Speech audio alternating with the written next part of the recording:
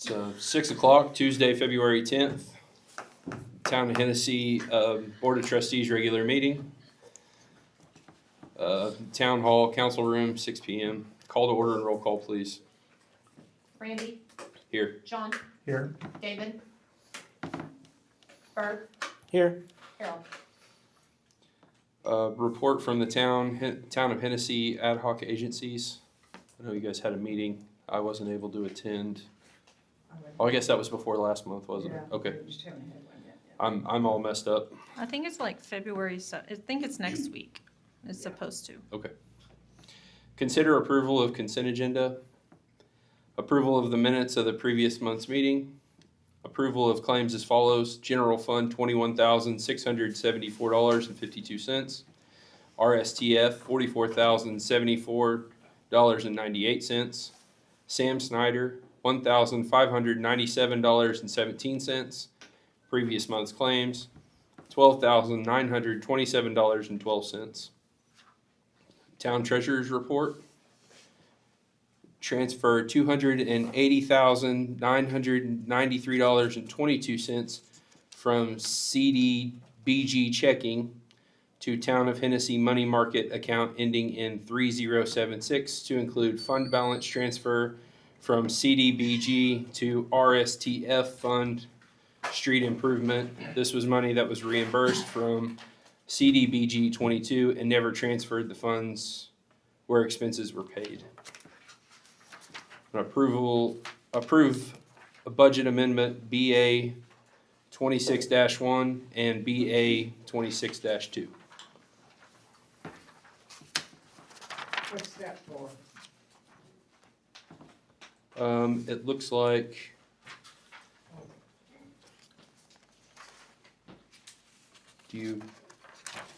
what exactly? You'll have to discuss it. I think you'll have to pull it down. Oh, okay.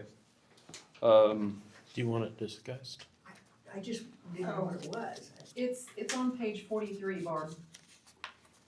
I'll just say that's not anything super interesting, I don't think, that needs, unless you want to discuss it. Oh. It's for police fines and reimbursements? Okay. Oh, admin.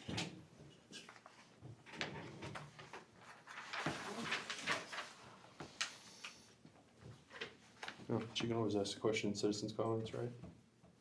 Mm, Or even after it's approved. I mean, you really can't respond to it. Okay. I'll go ahead and pull 3.5 down, just in case there's any questions. And then I'll make a motion to approve the consent agenda. Second. Randy? Yes. John? Yes. Bert? Yes. Citizens' comments? You want to go ahead and take care of that item that you pulled from the consent docket? Sure.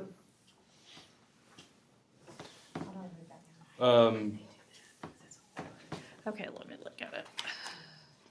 Let's see. So it looks like we have an increased in estimate of revenue for the police fines and reimbursements.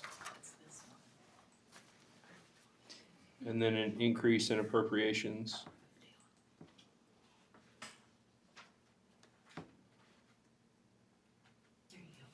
That's number one, and that's all in the general fund, and then the other's restricted, which that covers the police car that was budgeted last year and not budgeted the current year, because we thought we was gonna expend it out. So that Okay. includes that. And then, the swimming pool painting. Okay.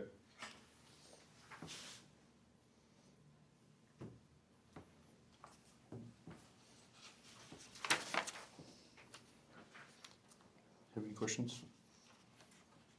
John? Okay, question. I make a motion to approve the budget amendment 26-1 and 26-2. Randy? Yes. Oh, we didn't have a second. I second. Oh. I'll second. I wondered where you were going next. Hurry up. Sorry, well, John, did you second that? Yes, I did. Thank you. Bert? Yes. Okay, town administrator report.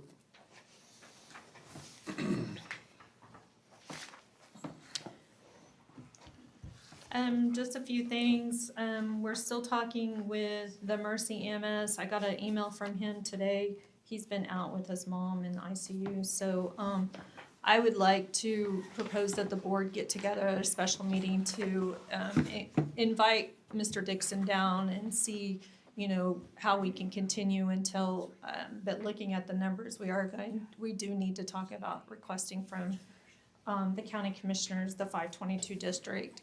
But I think we need a special meeting dedicated just to that, so that citizens can come, ask questions and things like that. I did receive last week the 1, 3, 5, 10-year plans from each of the department heads. I will be, I'm gathering all those together and then I'll be issuing those out. We do need to set up a planning meeting. I don't know if you guys wanna do a Saturday or a Friday or, you know, some during the week, what you guys wanna do, so I can set that date or give some date choices. So I don't know what works, you know, what works best Usually for during the week is probably gonna be easier for me than on a weekend. on the weekend, okay, so we can do that during the week, which would be nice, cause then the staff is already here too. And then, storm siren test, we talked in the managers meeting about doing a storm siren test, before storm season hits. I'm looking, I don't know what would work better, like a Thursday or a Friday. Friday sometimes, you know, I don't, our employees leave at 11:30, so if we need any type of assistance from them, it would be better to do it on a Thursday, like around noon time or whatever. Okay. Weather depending, so I'm kind of looking at February 26th, as a possible around noon to do the siren test, or we could even do as late as like 5 p.m. so that way people are at home and they'll know what it sounds like from their house too. Just, I've gotta get with Brandon and kind of see where they're at with that. Also that if there's no weather already, cause they're already talking about some storms coming up next week or this weekend. Budget, so we're starting to work on the budget for the next year. I did attend the city managers conference 2 weeks ago.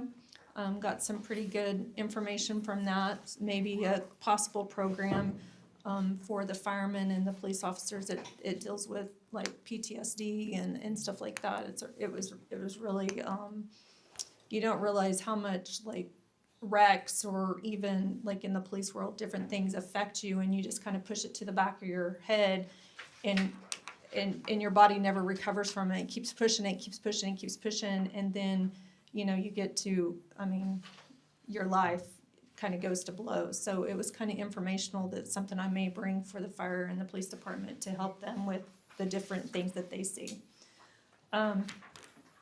Records retention, I'm working on a records retention, which we follow state guidelines or the state statutes, but also a request policy so that everything is done in policy format, so. And then, I think that's it. Did we ever get an update from the state on the audit? I do not have anything from the state auditor. Okay. Thank you. Mhm. The 6.1, discussion with possible action to increase the pay for public works employees in place of providing clothing and boot vouchers. You guys tabled this last month. Actually, it was Bert and the other two that are not here, tabled it to kind of look at it because, this would like take away like, you know, they asked me about hard toe boots. I mean, if they're getting in a hole and stuff, but I do know that I've had several people come to me, even people who don't work here, go in the heat of the summer. You don't want to have to be requiring your mowers out there in steel-toed boots in the heat, things like that. I know, so I don't know what to do about, you know, requiring people to wear steel-toed boots. I know that we do provide them waders when they're in the water, something that would be job specific, but now if we do clothing that's not job specific that they can wear out and about, then they do need to be taxable. So that's one thing. I was just thinking maybe increasing their pay instead of going with that other avenue. So with us increasing their pay, that also is gonna increase our, payroll tax and our, along with our, what am I trying to think of? In case they get hurt. Workers' comp. Workers' comp. Yeah, all that. I mean, if we Thank do you. a clothing allowance, that would not run into the workers' comp or anything like that, but it would be on their check. It would be a taxable benefit. Oh, okay, okay. Because right now they can go to Atwoods and I'll tell you that they may come out of there with, I mean, it's hard to really track down because I've seen some of the invoices because we would just give them a PO, they would go and charge it to the city to get their stuff. But some of the stuff I had to really question because they were really work-related items. And so I'm trying to make it easier into where we don't get into the thing where we're having to be held accountable to make sure that we're not Sure. wrongfully spending the town's money. Okay, so this would be a voucher that they would receive. Well, I would suggest then that, well, we used to do vouchers, Oh, okay. but just give them, if we don't want to increase their pay to cover it, then to do a clothing, because I think they get, $150 for clothes and $150 for clothes. so $300, a $300 clothing allowance that's given like on January 1st of every year. Oh, okay. Or on their anniversary date, whichever Okay. one. Yeah, I think that would be fine. And then we don't have to worry about keeping track of it, but that's what they receive. They're still required to have the proper PPE as far as the boots and everything else, so for the specific job if we need it, so. And we're still providing that, so we're checking that box. We're not providing that. We're providing waders for when they go in the We're water. not providing steel-toed boots. Oh, okay. But Oh, I don't know that where we would require them to wear the steel, I mean, a lot of them wear steel-toed boots. I That's all mean, Brian will wear. Sure. I mean, but, Okay. but even if they're going out and checking meters, or they used to read meters, I can't imagine wearing steel-toed boots, walking and reading meters. That's true. I think we definitely should take a look and at another meeting, of course, but at a safety program. And I don't know, maybe Jared could help us with this. I know back several years ago, the town's not regulated by OSHA, but it's regulated by the State Department of Labor. And they required the town to have a safety officer, so since I was fire chief, I got that, what was that, Brendan? I got that, I think he put his I hand got up that and at- volunteered, is what I I just think said. he had his hand up. That's I what- got that, job kind of blessed on me.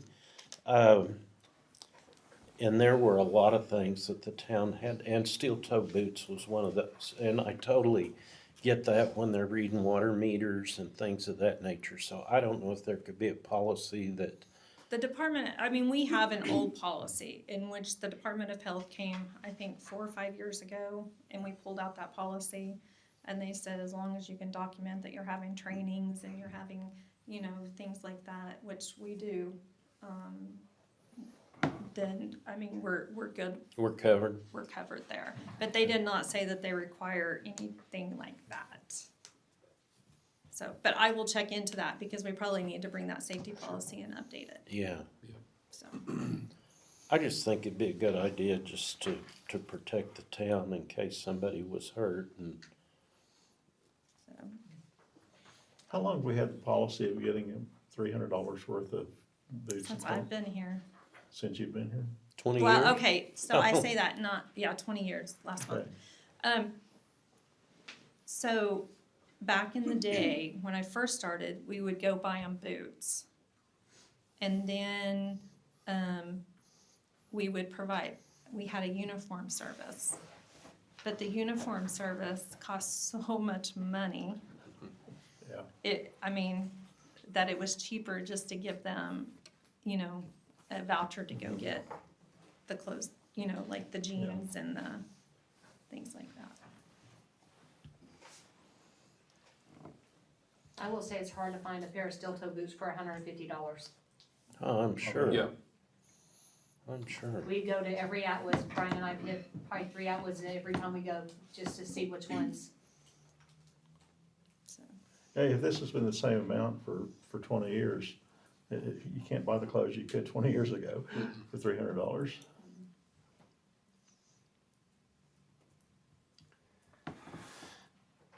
So plus, what, they're gonna get taxed on it. Yeah, and I'm yeah, no, yeah. there's certain situations and certain jobs that they're going to be doing. Definitely, you know, when they're digging and they're around that equipment, they're going to need steel toes. And I'm with Bert. I'd really hate for us to get in a situation where they needed them and didn't have them. And I think that's a liability that we would probably want to protect ourselves from. I can check the regs, but if we're gonna require them to have steel toe boots that would be job specific, we may get around from not, being able to do the boots the way that we do and make them all go and get steel toe boots. Okay. But I need to check with Tammy and see and make sure. I think job specific PPE and making sure that we're doing that, and And that they have to wear them, like they can't Sure. just. I think that's important. There's a company that has a truck that goes mobile and will come and like sell boots to groups. Brian actually took a picture of that truck the other day just to have it. I can't remember the name of the company, but yeah, they've come by our office several times. I know when he worked at Simmons, they would come there and Simmons would have all the guys go out there and find a pair of boots and they would just do one. Maybe Like, something not- to look into as well. Sorry, Go ahead. not to put you on the spot, but does the county provide boots and, We Do you don't, have they a have a yearly, safety bonus at $250 that can cover that, they can use it for that. We really need to mandate that just for liability, we do provide uniforms and like a hoodie and a heavy coat for the employees. We do usually buy them like a safety jacket, like the bright yellow safety jackets, so that they're out there with.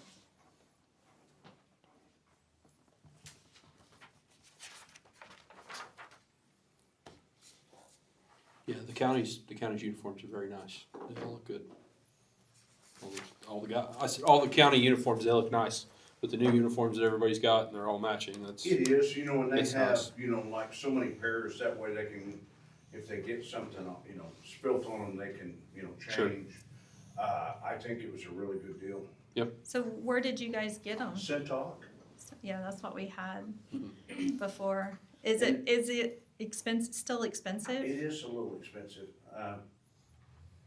That's one of them deals, so, you look at, I would say it like this, you gotta kinda, I know it's expensive, but you have to kind of protect your employees, it comes back. Mhm. And I'll say one thing right now, it's kind of off subject, but, I've gotta hand it to your, employees, Kyle Watkins and Alyssa. That night of the water break, when it was like 5 degrees and we were out there, you have tremendous employees. I've gotta hand it to, both of them. Yes, Yeah, I totally agree, Mike. Can't say enough good things about the employees we have here at the town. They're always willing to step up. It doesn't matter what the weather's doing or anything else or what's going on, what time of day. Yes, you have a young lady sitting over there that, she had to, very, very cold that night. So do we want to table this until we can get some more information? that would be fine with me. Is that okay? Okay. We'll move to 6.2. Discussion with possible action to change employee vacation leave accruals and usage. So I wrote it up this time for you guys. Last time I brought it up, and then this time I wrote it up So maybe in writing, it may, like, you may be able to see it better. So all regular town employees be eligible for paid vacation leave based on their length of continuous employment. Employees up to 10 years of service shall receive 10 working days. Employees more than 10 years, no more than 20, will get 15, and employees with 20 or more shall receive 20 working days of paid vacation per year. Which we need to change that, the working days, to however many hours that would be on a regular 8 hours, because now with our 9-hour days and our, like the police does 10-hour days, so I think we need to change that to include, the actual hours. Vacation leave shall accrue each pay period. Employees may begin using accrued vacation leave after 3 months of employment. So it would automatically start accruing once they started, and then they would be able to use it after 3 months. Because right now we get people who are hired and they have to go a whole year before they can really take a day off with pay. So the maximum vacation balance an employee may carry over any one time shall not exceed 200 hours. I did 200 hours because if you get here 20 years, then that is 160 hours. So you don't want to go below that because, so I did 200. Okay. But you guys feel free to do whatever. But then it just kind of, it kind of, every kind of continues on from there, that they will be paid out vacation. Vacation is one of those earned things where if they leave, they get paid the vacation. Sick leave, on the other hand, if you leave, you don't get the sick. Sure. So. And then it just talks about that you have to plan it in advance, so. I think vacation and allowing that work-life balance is something that is very important for us to be able to provide to keep employees. And the 2 weeks until 10 years, 3 weeks after 10 years, and then 4 weeks after 20 years. I think that's pretty standard across probably most companies around here, that at least I'm aware of. You know, because we have to compete with the oil field companies and various other things, and that's something that they do provide. So, I think after a 90-day, I guess it would be more of a kind of a temporary, you know, probationary period, being allowed to use vacation. I think that's a good change. 1 year's a long time to work for somewhere that you don't get a day off or a paid day off. So.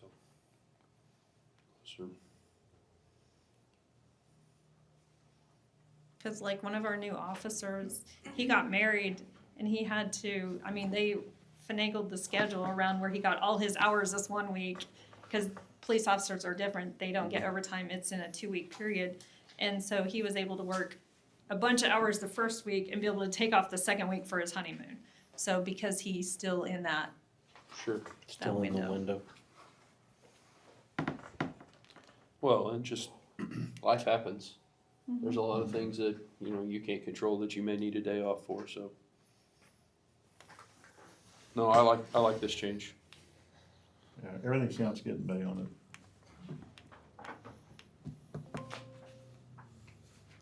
Still on the charger for a week. Any comments, Bert? No, I Okay. think it's good.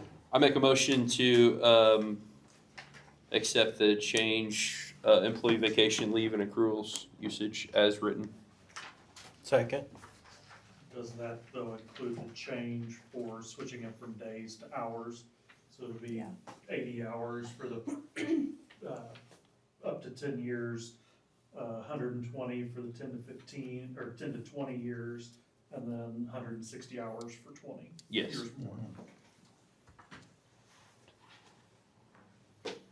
Okay, Randy, Yes. Bert, Yes. and John. Yes. and then I'm gonna put this along with the travel policy that you guys approved last month. I'm gonna put it all in the employee handbook and bring it back to you guys next month and get it all approved in that handbook. so then it can be distributed out to the employees. Sounds good. Thank you. Okay, 6.3, acknowledge that revenue received from cemetery lot sales and internments is split between general fund and cemetery fund, 87.5% to general fund, 12.5% to cemetery fund per state statute. So I was at a budget class a few weeks ago, and they brought up the screen about the cemetery care fund, and I have always been under the understanding that it was only for lot sales. So we've been doing that split for lot sales, and so I called Tammy. I'm like, "Hey, Tammy," I said, "Your boss," because it was her boss who was giving the class. I said, "He said this," and she's like, "Yes, you're supposed to." I'm like, "Oh, well, we haven't been. What do I need to do?" And she said I needed to bring it to you guys to acknowledge that we found that we were doing something wrong and that we're fixing it. Okay.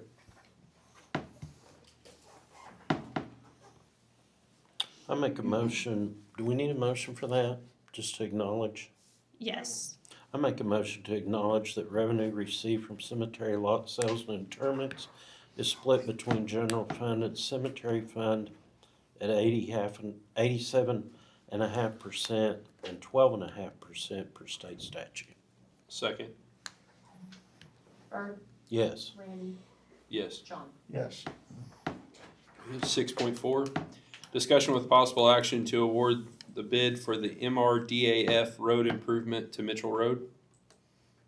So the bids came in, we're sitting at, the state gave us 493,000 and we have to do an additional 25%. So I think we were like 680 or something like that. The bids came in and the low bidder, which is Rudy Construction, was at $558,321.50. Cowan has done work with them previously and said that they do a good job. So that was the one that they recommended that we, and they also said with that, we may be able to increase the length a little bit to be able to cover, so we can use all of the funds. Okay.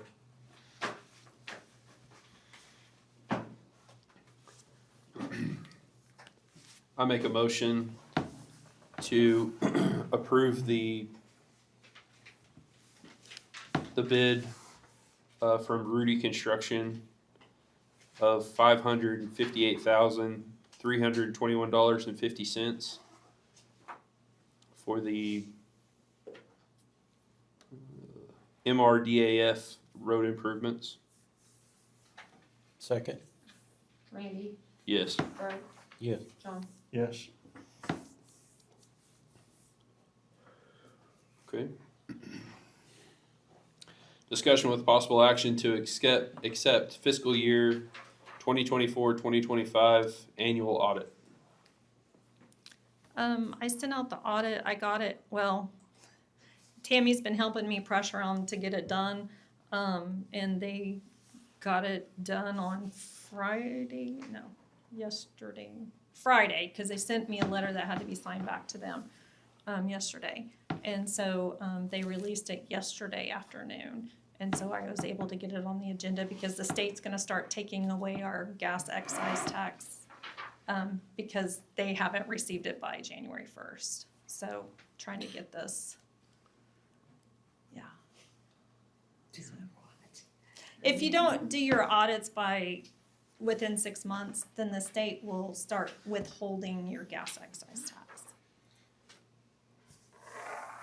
Now, as long as you give them the audit within a certain amount of period after that, then you get it. You actually get it, but they start holding it until you get your audit into them. So. Okay. Do we need to remember that when we approve a contract for a new audit? There's- Talk about it at that time? Yeah. Okay. I make a motion to accept the fiscal year 2024-2025 annual audit. Second? May I add something in there? Sure. There was, if you read through the document, which the document's online, there were no findings, so I just wanted to I was looking, I didn't see any. Yeah, that's Yeah. interesting, but I also don't know how to understand a lot of that, so, Randy, yes. Bert, Yes. John. Yes, 6.6, approve an agreement with the Oklahoma Transportation accepting MRDAF grant for $500,000, project number SAP-237D 115LG for Phase 2 of the Mitchell Road repairs, with the town obligated for 25% of the proposed project costs. So we got awarded, last year we got awarded phase 1, and we had to wait till we received funds, and we got the funds, so then we could go out for bid, we can start the project. And so we put in back in October, November for phase 2, and I got word on Friday afternoon that we got the phase 2. So this is just approving the agreement to be able Okay. to start that.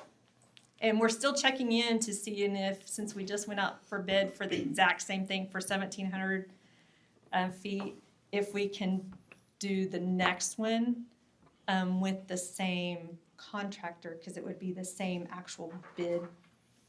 How long does it take for them to fund this? And is It it one usually of takes, those? well, we gotta wait for the state to give us the money, so last year we got awarded, like in February, we didn't get funds until June or July. Okay.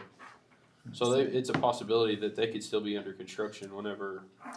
we get the second round funded. That's probably our best way to try to run it is keep it going quick. Yeah. I think they'll have to still bid it, but if they don't have to mobilize again, Yeah. it saves quite a bit. It may actually save some money if they're already set up. Okay. I make a motion to approve the agreement with Oklahoma Transportation accepting the MRDAF grant for $500,000 from project number SAP 237D 115LG for Phase 2 of the Mitchell Road repairs, with the town obligated for 25% of the proposed project cost. second, Randy, Yes. John, yes, Bert. Yes. So the town alone is gonna receive approximately already $1 million to work on Mitchell Road, so That's awesome. That is great. and where we'll only have to put in about 250,000 and get $1 million, so. That's great. Number 7, new business, any matter not known or which could not have been reasonably foreseen prior to the time of posting the agenda in accordance with section 311-9, title 25 OS. Councilperson's report. Bert? Nothing. John? nothing. I don't have anything as well. I wasn't here last month, but I do want to say thank you to the town employees for all your guys' hard work, and also to the county for all their help during our big snowstorm a couple of weeks Yes. ago. You guys knocked it out of the park. You kept everything moving. I really appreciate it. So, great job. Superb job. So that's all I have. Make a motion to adjourn? Second. Randy, Yes. Bert, Yes. John. Yes.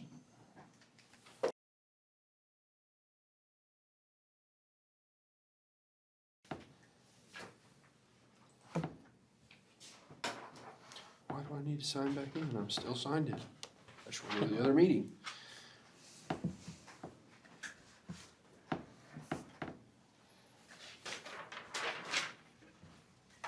Gotta love technology. I'm getting there in 2 seconds. No, you're fine. It signed me out trying to go to the other meeting. I'm gonna sign this meeting. I'm good whenever you are. Town of Hennessey, Utility Authority Board of Trustees, regular meeting, February 10th, 6 p.m. Town Hall Council Room. Call to order and roll call, please. Randy. Here. Bert, Here. John, Here. Harold, David. Consider approval of consent agenda, minutes from the previous month's meeting. Approval of claims as follows: Hennessey Utility Authority Fund, $73,573.41. Previous month, Hennessey Utility Authority Fund, of $4,328.66. I make a motion to approve the consent agenda. Second, Randy, Yes. John, yes? Bert. Yes. Citizens' comments? I have a question. Sure. Is there some reason that they aren't bringing the audit to you, so if you wanted to ask questions or whatever? I mean, you know, didn't we used to do that, or usually, didn't they come and make a presentation? They have a couple of times in the past few years, but not every time. I know, the board had requested it last month, so then I set it up for the following month. So, I just thought it was an automatic thing that it, no, it's not. okay. Thank you. I think Barbie may be thinking about when Crawford's did our audit and they were here anyway, so. That's been a while. 4.1, discussion with possible action to increase the pay for public works employees in place of providing clothing and boot vouchers. We're gonna table this for next month. We can get some more information on the requirements for PPE. 4.2 is discussion with possible action to accept fiscal year 2024-2025 annual audit. I make a motion to accept the 2024-2025 annual audit. Second, Bert, Yes. John, yes? Randy. Yes. Okay, 4.3, discussion and take action on providing a stipend to employees who worked on the water leak during the snowstorm of January 24th, 2026. I put this item on the agenda. I found out that the Monday previous to that weekend was a paid holiday, and therefore that day did not count, and our employees were not in overtime when they were out there working on the leak. And I cannot praise them enough for what they did out there, and not only in freezing temperatures, but working on it live so that the people who had faucets dripping didn't freeze and cause expensive damage in their own homes. And since our employees were not in overtime, I would like to recommend that we pay each employee who was there a $200 stipend. And I just feel like our sometimes we don't show our employees enough appreciation, and we have some outstanding people working for the town of Hennessey. Mike said it perfect a while ago, and so I'm gonna make a motion that we provide a $200 stipend for employees who worked on the water leak on January 24th, 2026. I'll second, Bert, Yes. John, yes? Randy. Yes. So more into this, is there anything that's preventing us from, so my place of employment, they consider a holiday, a federal holiday, still as hours worked, and allowing us to still get overtime for that week. Like, that doesn't prevent us from having to work another 8 hours. I'd wanna look at that. Okay. Most places I've always seen is it doesn't count as hours worked towards overtime. Well, they So- made that change because of same situations like this. Because you can't dictate when those things are gonna break and you're gonna be out all night, and quite frankly, they didn't choose that federal holiday, so I don't feel like they should be penalized for their hours. Randy, I was approached by a citizen this morning who had apparently seen the agenda and was all in favor of the employees getting this stipend, but asked the same question and thought that any time our workers work outside the 8 to 5 window, that they would be in overtime. And I said, well, I'm not sure how that will work because we've got people on weekend call. So, I mean, we go to the FSLA rules and regulations based on overtime. And they're pretty, like, in Cut and there. dry. Now, I'm not saying that the town couldn't We can produce, probably go over and above that, we Yes. just can't drop it. Sure. we just couldn't drop it. But I think that would be a board action, and put into the, Policies. Or even go employee into manual. a daily overtime. Anything above your daily scheduled work hours, rather than having to consider that as hours worked. Then it doesn't matter if there's a holiday that week. Anything over your normal allotted schedule, we would consider as overtime, because if you're counting it as 40-hour work week, it's still gonna be overtime. It's just a different way that we would calculate it. Because I know people that actually work on the holiday, they get double time Sure. on top of their holiday.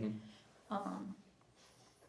Because they have to come out on the holiday, but I don't know about the, And- Yeah, and I just wanna think through repercussions there, cause God forbid something really catastrophic happens, of course you'd wanna thank your people, but what if that's 40 or 50 hours over a prolonged major incident?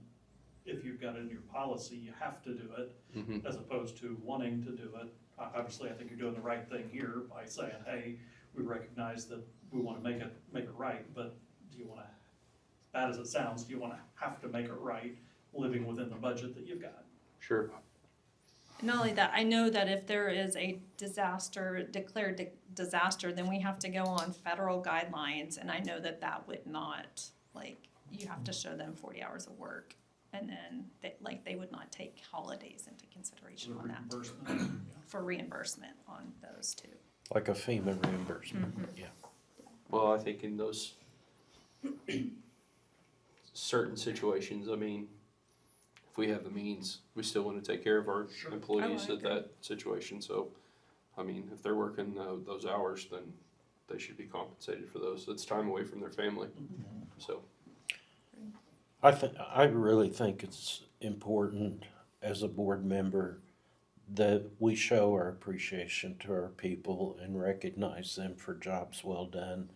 I've been on this board a long, long time, and I've seen a lot of turnover in the past that we haven't had recently. you better And- knock on wood. Well, I understand that, but I think a lot of that goes back to supportive leadership from our administrator and members of our town board. I do too. And the public. And you the know, public, And the yes. public.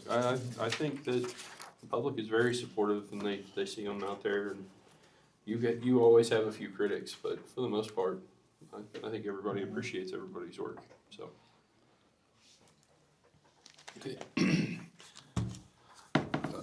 Number 5, new business. Any matter not known or which could not have been reasonably foreseen prior to the time of posting the agenda in accordance with section 311-9, title 25 OS. Councilperson's report. Bert? No? John? Nothing? I don't have anything either. I'm gonna make a motion to adjourn. Second. Andy, Yes. who seconded that? Bert. Bert? John. Everyone in the Yes. room.